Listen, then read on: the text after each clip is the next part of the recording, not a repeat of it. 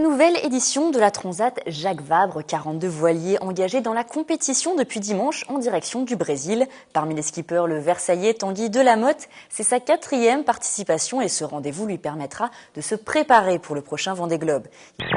Ce sont 5 nouvelles mesures qui viennent désormais s'ajouter aux 60 annoncées en mars dernier lors du comité interministériel à l'égalité et à la citoyenneté. Lors de sa conférence de presse au Mureau ce matin, le Premier ministre a fait savoir la volonté du gouvernement de reconnaître les obstacles auxquels sont confrontés les habitants des quartiers défavorisés. Les obstacles de plusieurs natures. Je l'ai dit, difficultés sociales qui persistent. Discrimination. Parfois, ça s'appelle tout simplement du racisme. Une dizaine de sites pilotes vont bientôt expérimenter une démarche partenariale avec l'État. Annoncée le 26 octobre par le Premier ministre, la nomination de délégués du gouvernement qui travailleront en lien avec le préfet et le maire.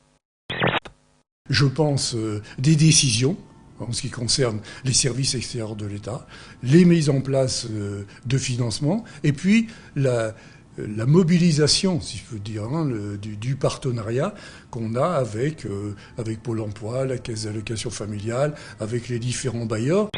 C'est un projet prévu depuis 2007 qui s'est accéléré ces dernières semaines.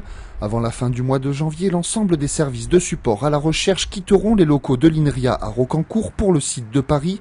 L'objectif, rassembler étudiants et chercheurs sur le même périmètre. Nous n'avons pas du tout été associés au déroulement de l'histoire. On apprend un petit peu par hasard que l'INRIA quitte Rocancourt pour Paris. À l'époque, c'était en 2007, des promesses très importantes avaient été faites par le Conseil général à l'INRIA pour les maintenir sur place. Donc du coup, les enfants vont dessiner sur la citrouille tout ce qu'ils veulent enlever et du coup, on va plutôt confier aux parents les couteaux et là, ensuite, on va découper. Dessiner, creuser et découper, réaliser sa lanterne, un travail plus physique qu'il n'y paraît.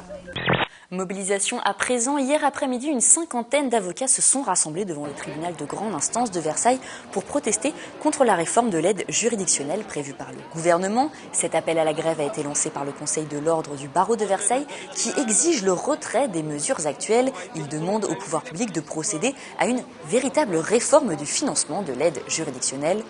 La manifestation de lundi répondait à quelque chose d'un peu spécifique, puisqu'il y a une dizaine de jours, il y a eu des confrères qui se sont fait molester à Lille, qui ont été traînés par terre. Un bâtonnier a été ceinturé. C'était des avocats qui manifestaient dans leur juridiction, pacifiquement, paisiblement et tout à fait légalement.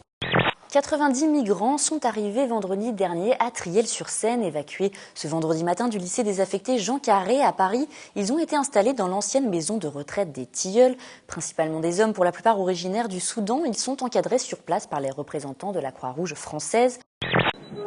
Draperie noire, tapisserie façon brocart, reconstitution du grand cénotaphe et jeux de lumière, une scénographie baroque exceptionnelle pour la nouvelle exposition au château de Versailles, Le Roi est mort. J'ai trouvé ça super cool, y avait pas mal d'émotions. Je trouve que c'est cool de faire participer des jeunes pour ça, parce que même si on n'a pas vécu la guerre, on voit tout ce qui est présent encore. Comme ça, on peut être conscient de ce qui s'est passé avant.